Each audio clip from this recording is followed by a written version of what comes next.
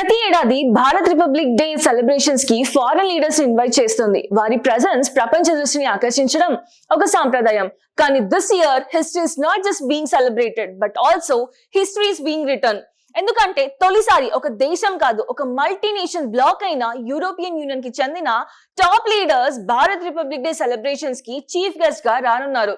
కర్తవ్యపాత్లో జరిగే 77th republic day parade లో European council president అయిన ఆంటోనియో కోస్టా మరియు యూరోపియన్ కమిషన్ ప్రెసిడెంట్ అయిన ఉర్సులా వాన్ డెర్ లెయన్ పాల్గొనడం వరల్డ్ పాలిటిక్స్ లో ఇదొక వెరీ స్ట్రాంగ్ డిప్లొమాటిక్ సిగ్నల్స్ ని ఇస్తుంది.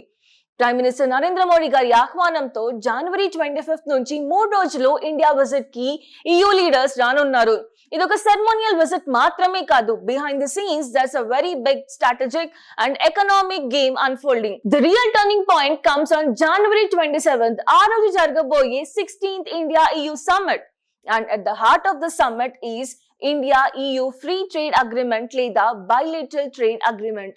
ఇది ఒక సాధారణ డీల్ మాత్రమే కాదు, this is mother of all the trades. ఇది ఇండియా యూరోప్ రిలేషన్స్ కి ఫ్యూచర్ బ్లూ ప్రింట్ గా మారుతుంది. అయితే ఇండియా EU FTA చర్చలు మొదటిసారి 2007 లో ప్రారంభమయ్యాయి. కానీ market access, tariff regulations, agriculture లాంటి విభేదాల వల్ల చర్చలు నిలిచిపోయాయి. దాదాపు 15 ఏళ్ల తర్వాత 2022లో మళ్ళీ ఈ టాక్స్ రీఇనిషియేట్ అయ్యాయి. కానీ అసలు మొమెంటం వచ్చింది మాత్రం ఫిబ్రవరి 2025 ఉర్సులా వాన్ డెర్ లెయన్ భారత్ పర్యటన తర్వాత. అప్పటి నుంచి నెగోసియేషన్స్ మళ్ళీ ట్రాక్ లోకి వచ్చాయి. ఆల్మోస్ట్ 24 చాప్టర్స్ లో 20 చాప్టర్స్ కి డీల్ క్లోజ్ అయింది. అంటే almost the deal is ready. కానీ ఇక్కడ ఒక ట్విస్ట్ ఉంది. అదే ఒక బిగ్ సెన్సిటివ్ ఇష్యూ. అదే మన agriculture products like wine, dairy products, meat processed food లాంటి అంశాలు భారత్ కు చాలా సెన్సిటివ్. ఎందుకంటే ఇవి నేరుగా Indian farmers, MSMEs and small business పై ప్రభావం చూపుతాయి. Bharat is very clear in this sector.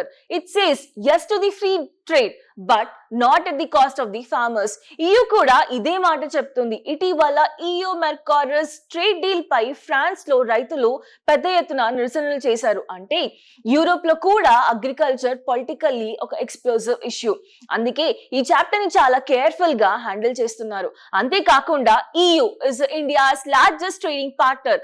2023-2024 లోని $135 బిలియన్ ట్రేడ్ జరిగింది. సో ఈ FTA అమల్లోకి వస్తే ట్రేడ్ మాత్రమే కాదు, technology transfer, defence corporation, clean energy transition, digital connectivity, resilience supply chains, people to people mobility అన్ని నెక్స్ట్ లెవెల్లోకి వెళ్తాయి.